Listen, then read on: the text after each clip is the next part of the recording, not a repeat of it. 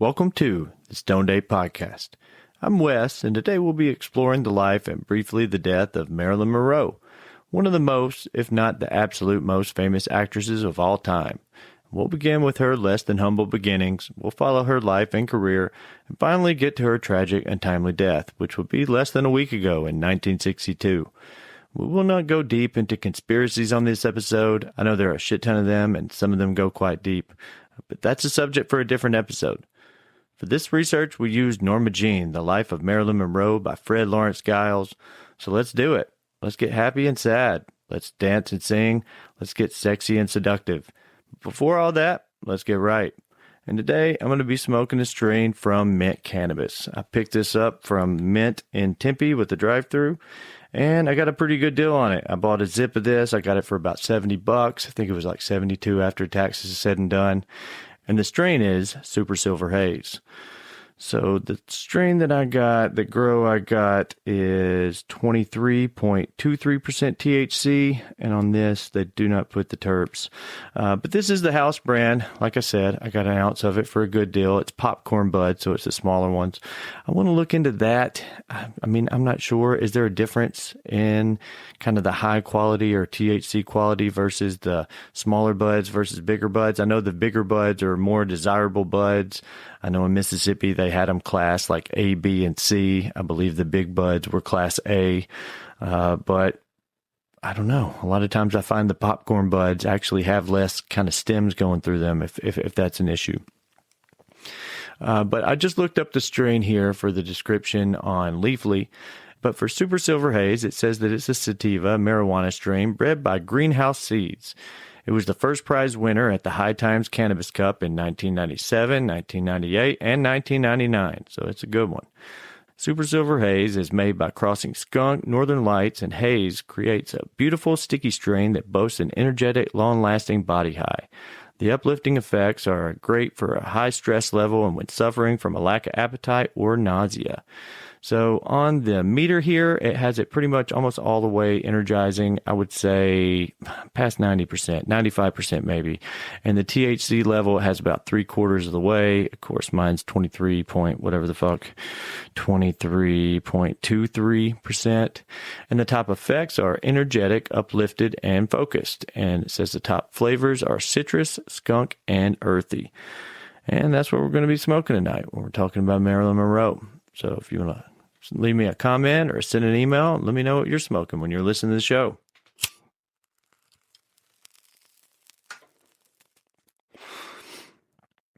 Yeah, nice citrus flavor to that.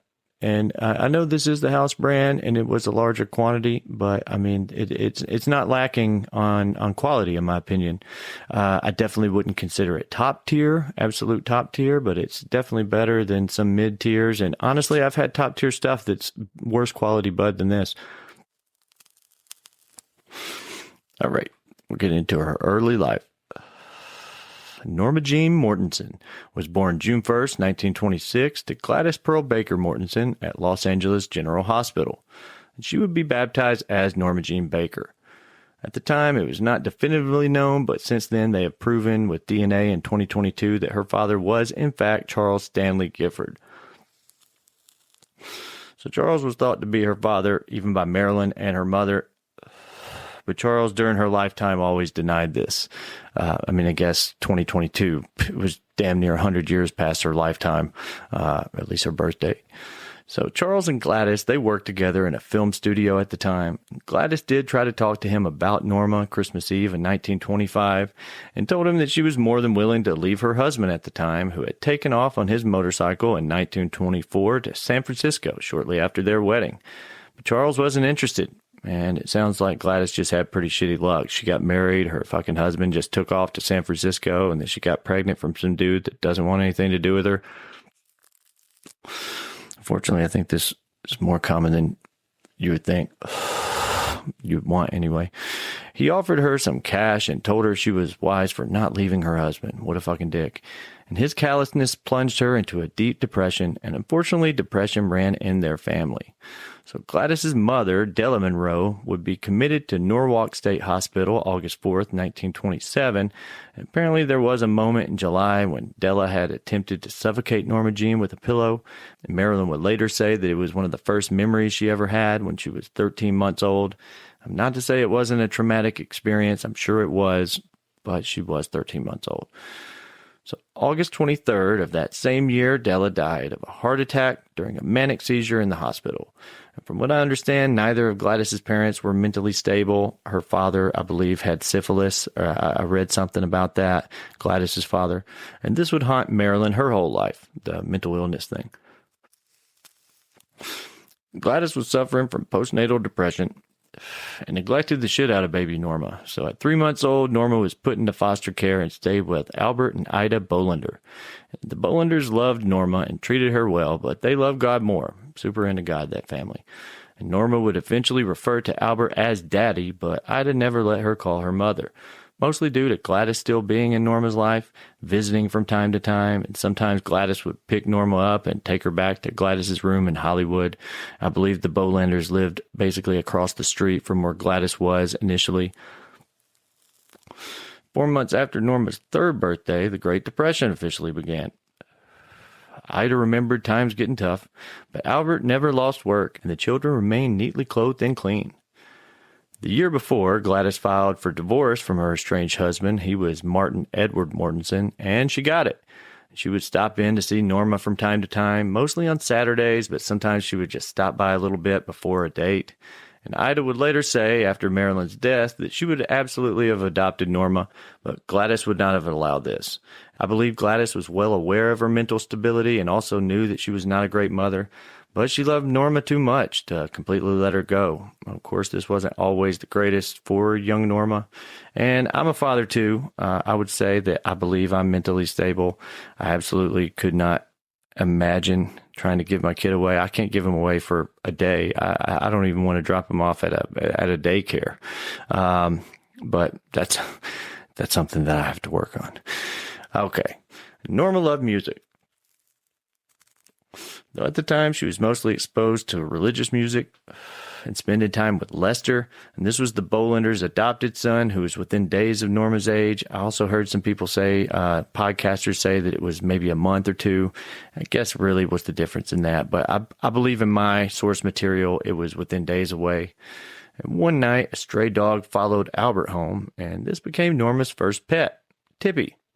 And they were inseparable. And when Gladys promised Norma they would have a home together, Tippy was guaranteed to be there. At this point, Gladys became more consistent in her life, taking her to Saturday matinees at the big Los Angeles theaters. And finally, Gladys made good on her promise. She had enough money to put a down payment on a white bungalow in Hollywood. She also rented the home to a British couple and their 20-year-old daughter. I believe she sensed her mental vulnerability here and wanted to know that Norma would never lose her home or go to an orphanage. And this life with Mom did not last long. One day while Norma was at school, Gladys had some sort of mental breakdown, and Grace McKee, this was Gladys's best friend, was contacted, and then an ambulance came to get Gladys. And Gladys would never be an independent person again. So Grace McKee became Norma's guardian until her 21st birthday, but Norma did stay with the English couple for more than a year. And after the English couple had to leave the country due to the Depression, Norma had to stay with some neighbors of Grace's, the Griffins. Harvey Griffin worked as a sound engineer in the film industry, but was quitting the industry to return to New Orleans. They did attempt to adopt Norma, but Gladys wouldn't allow it. So on September 13th, 1935, Norma Jean was taken to the Los Angeles Orphans Home Society. She refused to walk inside, screaming she wasn't an orphan until she looked at all the others and realized that she was just like them, and then she fell silent. What a sad day. Norma would spend the next 21 months in the orphanage, and I did hear Dan Cummins on Time Suck talk about a birthday cake at this orphanage that would be used again, like they didn't eat the cake, they would bring it out, put candles on, have you blow it out, and then they go put it back in the cabinet. I personally was not able to find anything about this, and I know Dan, it's not like Dan to not do a little bullshitting on his episode, so that may or may not be true. But either way, I know she washed a lot of dishes. She made like no money. I think she might have got like a penny a day, but had to pay a penny to go to church or some shit like that. I don't know. Either way, she got ripped off. She worked a lot. I'm not sure why, but Grace was her guardian at the time. She didn't want Norma living with her. Norma tried 2 places before ending up with Grace in 1937. Grace had gotten married to Doc Goddard, so Norma moved into the Goddard's home on West Van Nuys. And Doc's daughter from a previous marriage moved in later and shared the room with Norma. Her name was Eleanor, but for some reason they called her BB. And the nearest neighbors were the Dohertys. I know this isn't minor by any means. It's just something I didn't have a lot of information about. Again, it's something I heard other podcasters talk about. But Norma Jean may have been molested by one of the families she had stayed with before. I'd actually heard of possibly 2 times before the age of 12 that she may have been molested. The source material I had did not talk about that, but it is something I heard, and it's something I wanted to share with you guys. This is when Norma met Jim Doherty. So this is when she moved in with the Goddards. He was 17 years old and the son of James Edward Doherty. He was respected on and off the high school campus, and Norma Jean thought he was extremely handsome. I believe he was like the class everything. He was like the captain on the football team and class president, all that shit.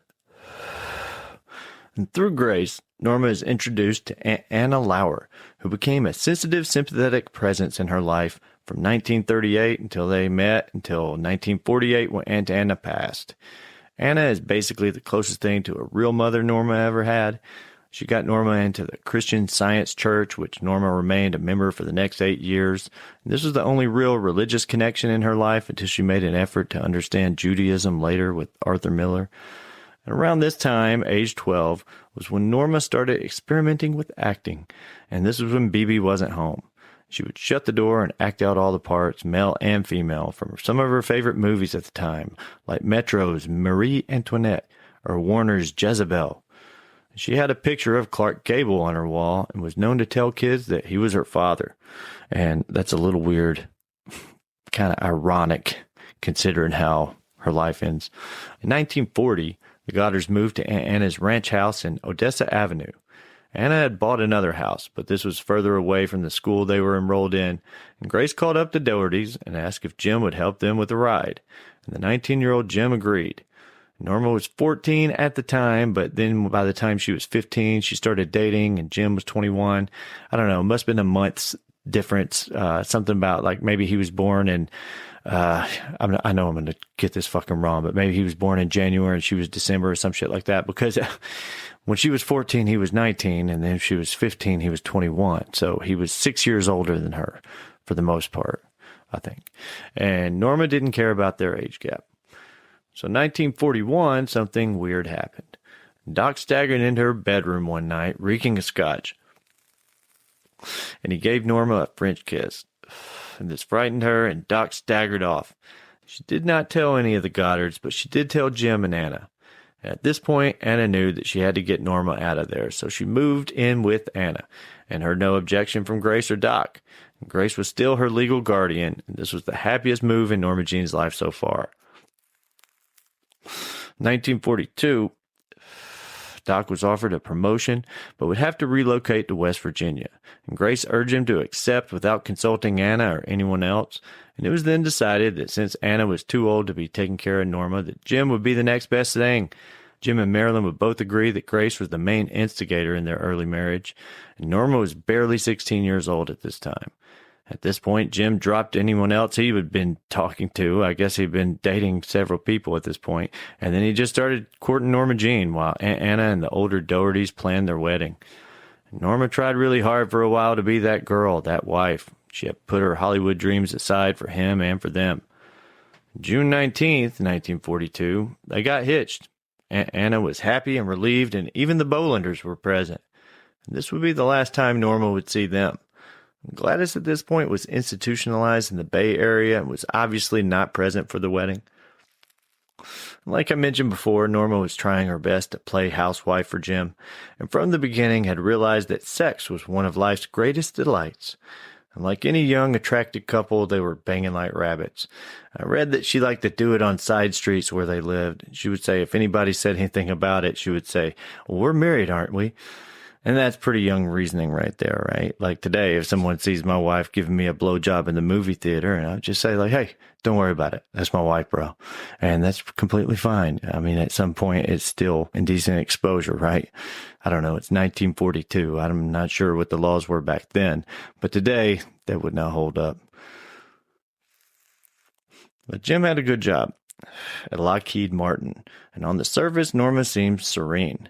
But there were hints of an underlying restlessness. Maybe she was longing to escape the life of a housewife. And with the war raging on, and without telling Norma, Jim had applied to enlist in the Navy. Norma did not like that at all. She feared it would tear apart their marriage. And Jim asked the Navy to tear up his application, and he continued to work at Lockheed. But a few days later, he was fed up with work again, and he applied to become an apprentice fireman. And this also wasn't something that Norma wanted. So again, the application was torn up. In the end, the Selective Service began drafting men married without children, and at this point, Jim was accepted as a merchant marine.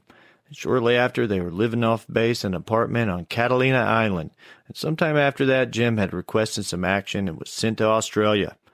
Norma never knew Jim had requested this, and neither one knew it at this moment, but they would never pick up their marriage from this point. She wrote him a lot in the beginning, but over time it slowed and would eventually stop. While Jim was away through Doc Goddard, Ethel Doherty got a job. And through boredom, Norma Jean asked Ethel if there was room for her there, and there was. And she started on an assembly line with girls packing parachutes that were attached to a miniature target plane the company had invented. It kept the plane from crashing. Jim did come home at one point, and they definitely did some more banging, but he shipped out again. Norma stayed around a little longer feeling sorry for herself, and then one day she just moved back in with Anna with no explanation. From the source material I found at this point, Norma began accepting dates.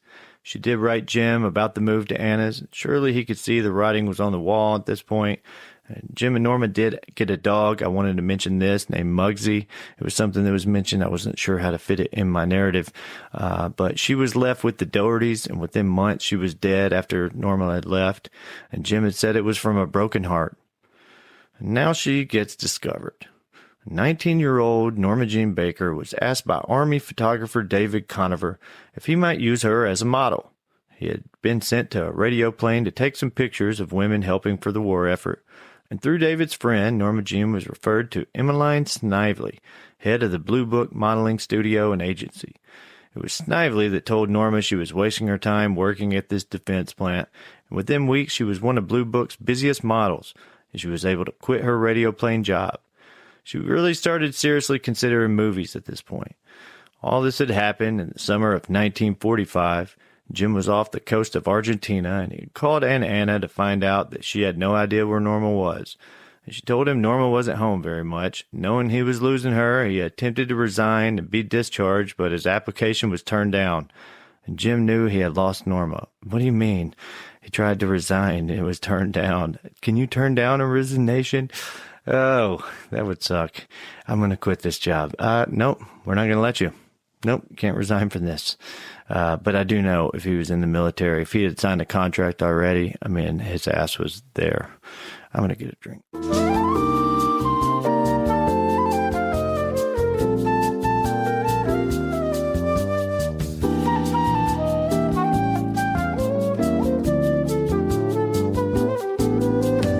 All right, we're going to get back into this.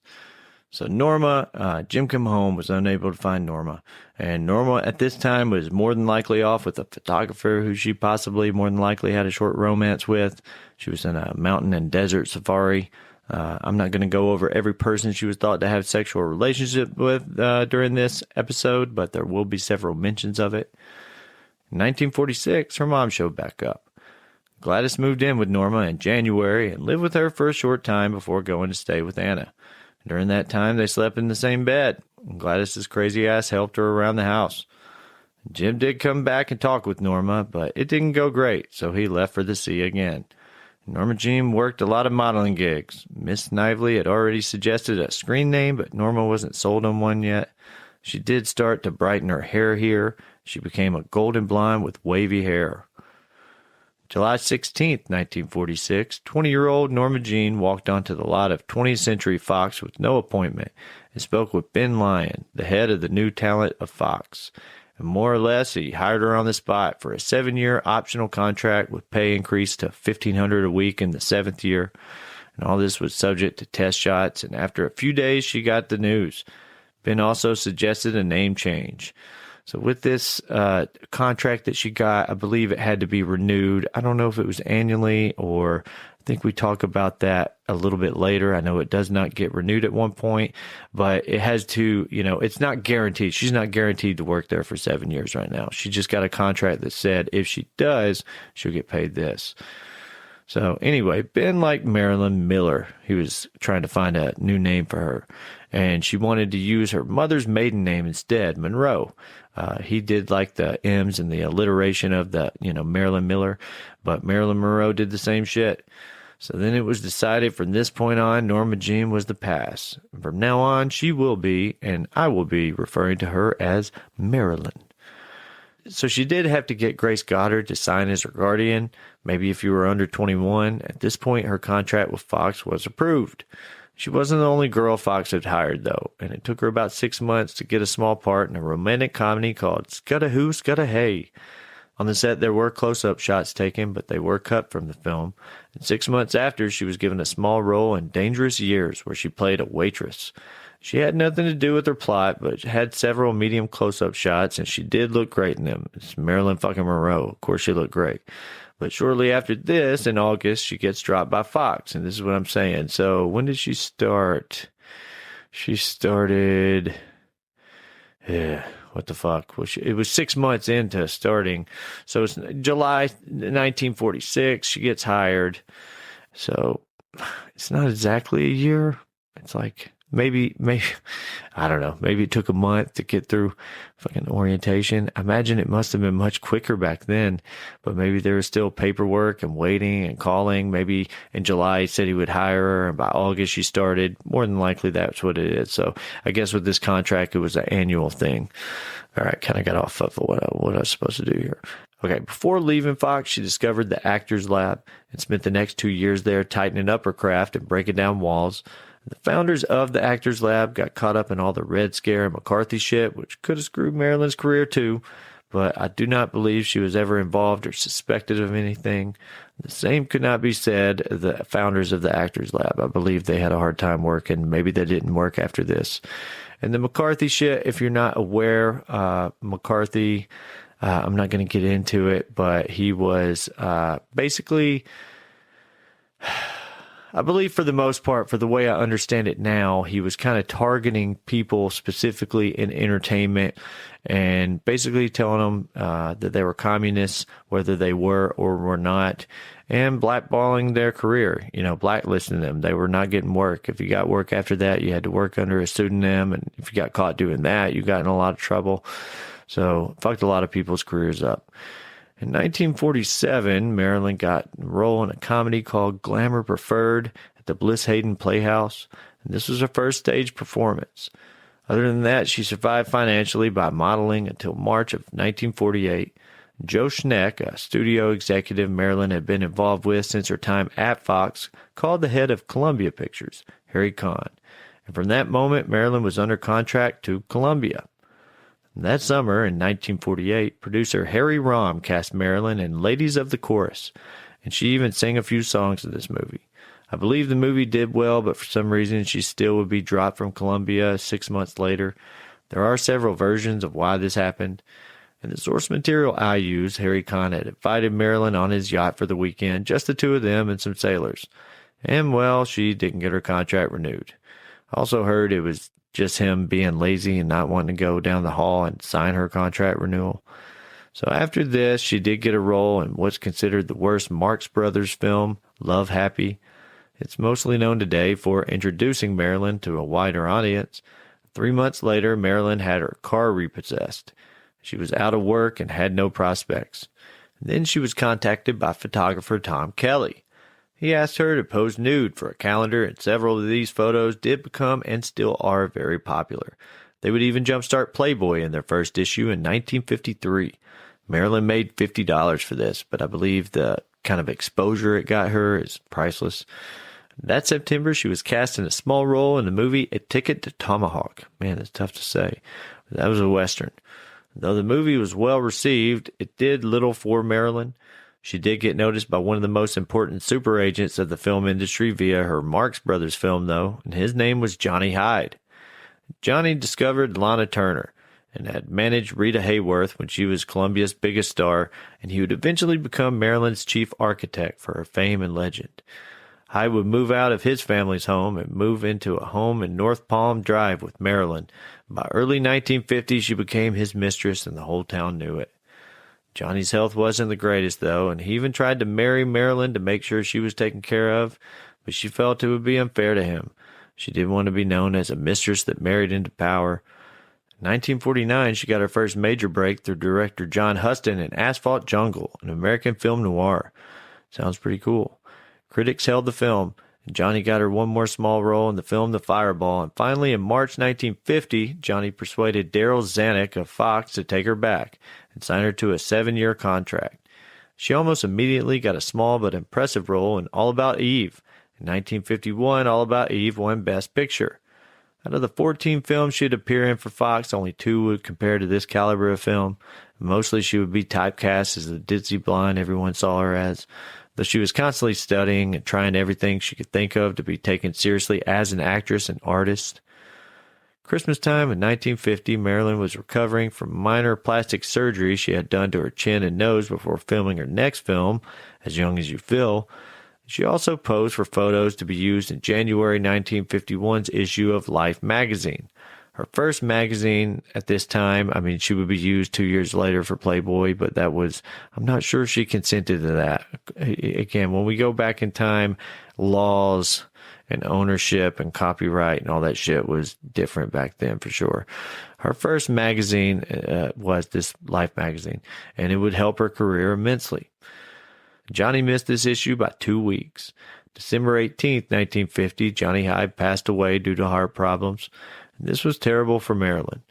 At this point, Johnny was the closest thing to family she had and her biggest supporter in the business, and a good guy to have on her side for sure.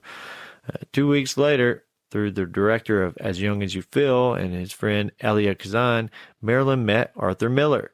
He would later become the most significant role anyone would play in her life. Soon after, she would be telling her acting coach that she was in love, but at this time, Arthur was still married. As Young as You Feel was well received. Next, she would do the movie Love Nest, and in April 1951, she began another picture, Let's Make It Legal. This film was a failure, but Marilyn was not. She was attractive and knew how to get the laughs the writers had written. By autumn of that year, she was hot. Other studios wanted her, and her agent said she was done with hustling blonde bit parts. He was planning to star her from this point on. At this point, she was hotter than Harlow. She was the sex bomb of the age. This is the time when she finds Charles Gifford, what I talked about earlier, the guy she thought was her dad, and he did not want anything to do with her.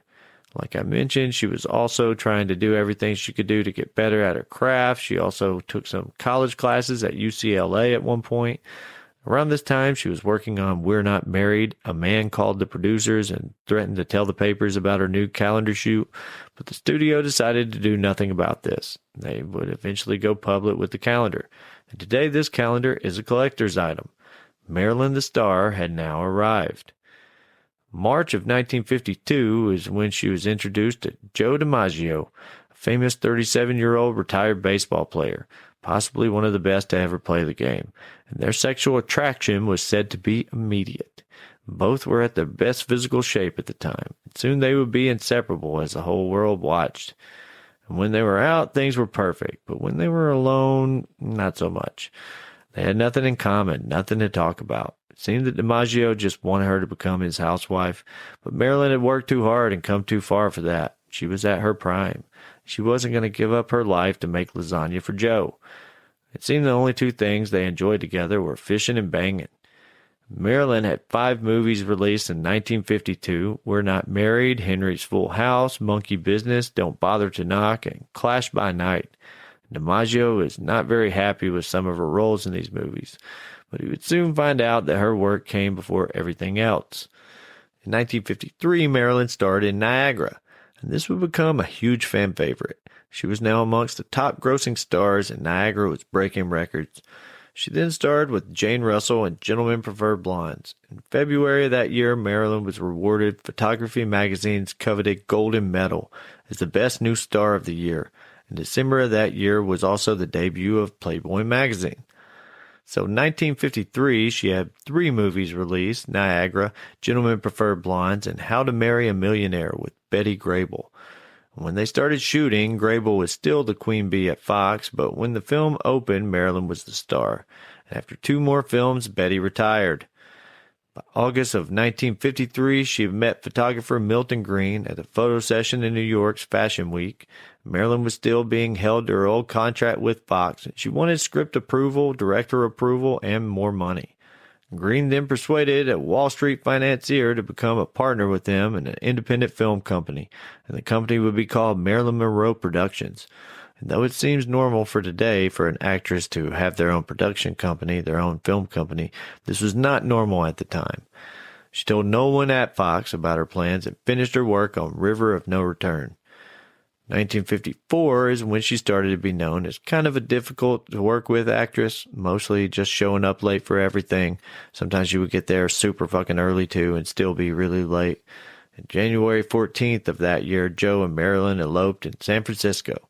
That year, she walked out of The Girl in Pink Tights with co-star Frank Sinatra. Even though she loved Frank, she said the script was lousy. Fox believes she really wanted a revision of her contract.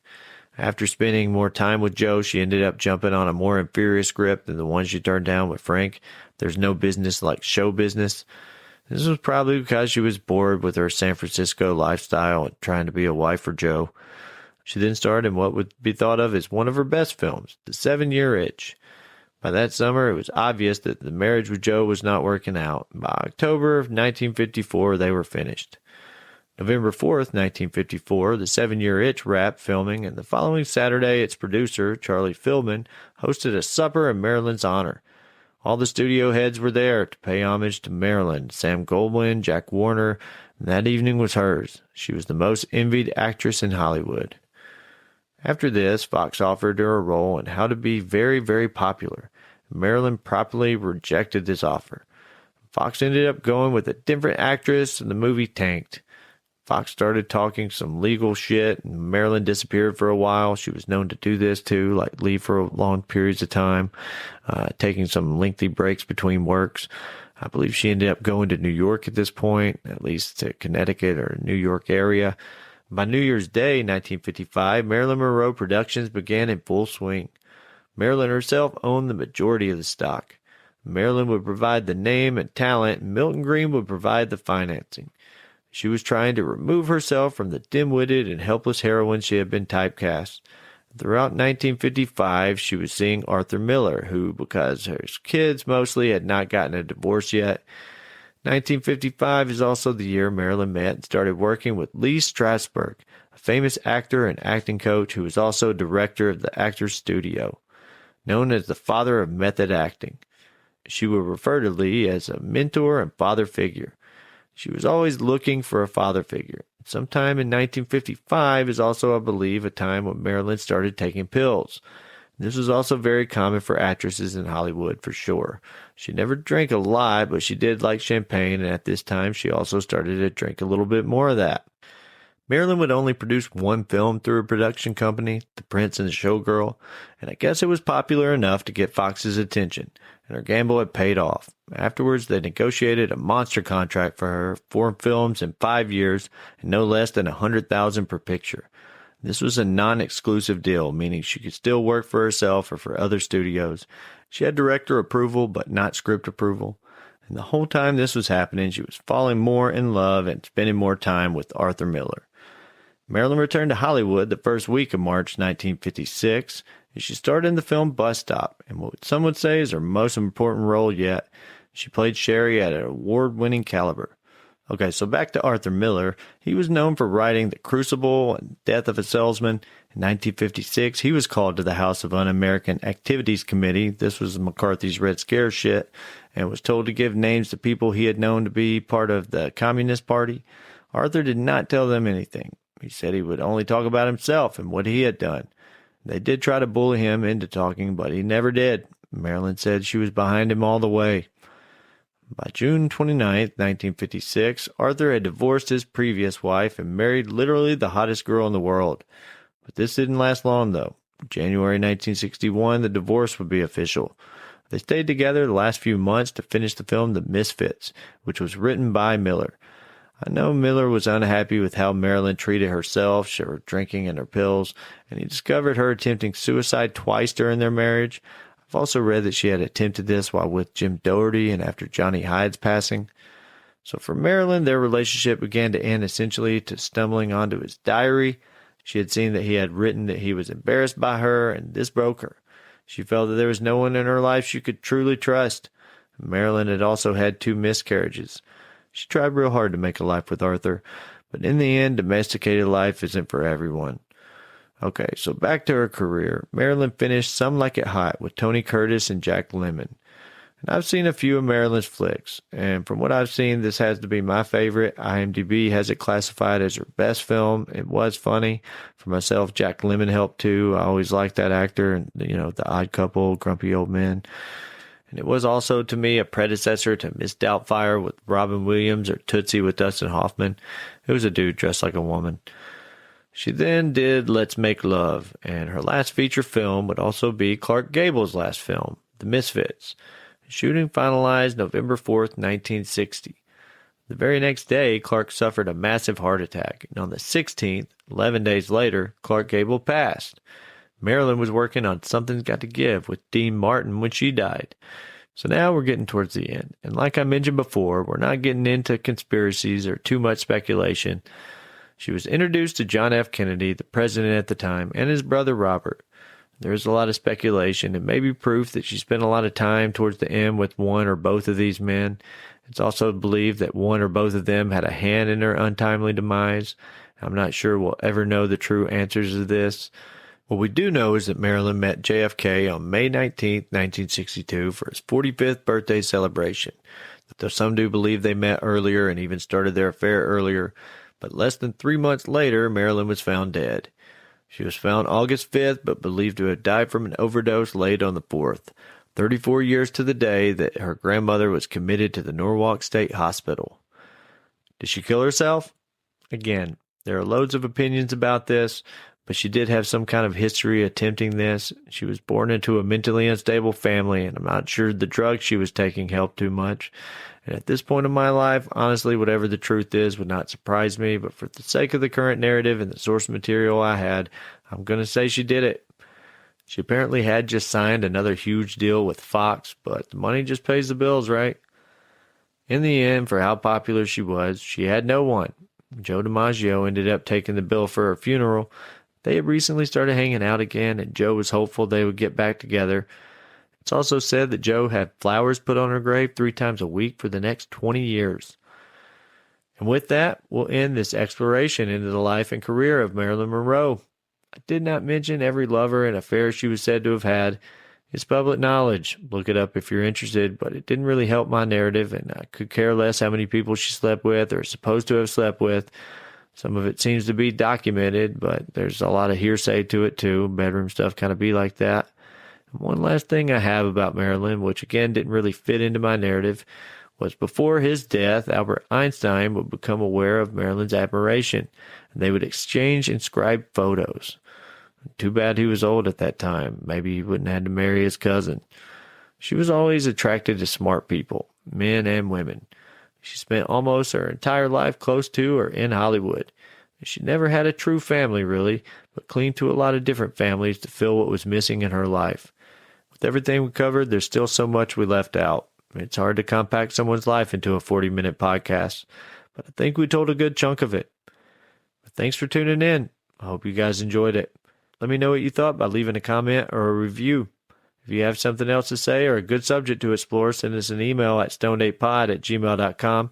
Like us on Facebook at the Stoned 8 Podcast with Wes Ranson. And if you prefer YouTube for your podcast, we're at youtube.com/@thestoned8pod. We'll have links for our socials and a link to our Patreon down below. Thanks again and have a chill day.